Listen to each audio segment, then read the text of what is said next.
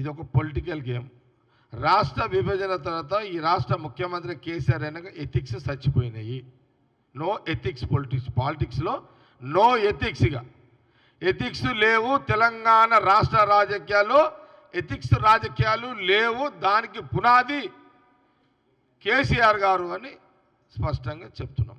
ఇక నీ రాజకీయం నువ్వు ఆడినావు, మరి మా రాజకీయం మేము ఆడాలి కదా. మరి ముఖ్యమంత్రి రేవంత్ రెడ్డి గారిని అనే ఆయన నైతిక హక్కు, కాంగ్రెస్ పార్టీ అనే నైతిక హక్కు కేసీఆర్ కుటుంబానికి లేదు.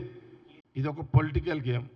రాష్ట్ర విభజన తర్వాత ఈ రాష్ట్ర ముఖ్యమంత్రి కేసీఆర్ అయినాక ఎథిక్స్ చచ్చిపోయినాయి.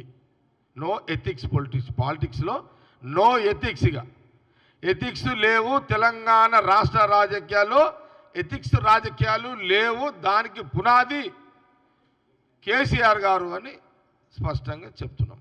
ఇక నీ రాజకీయం నువ్వు ఆడినావు, మరి మా రాజకీయం మేము ఆడాలి కదా. మరి ముఖ్యమంత్రి రేవంత్ రెడ్డి గారిని అనే ఆయన నైతిక హక్కు, కాంగ్రెస్ పార్టీ అనే నైతిక హక్కు కేసీఆర్ కుటుంబానికి లేదు.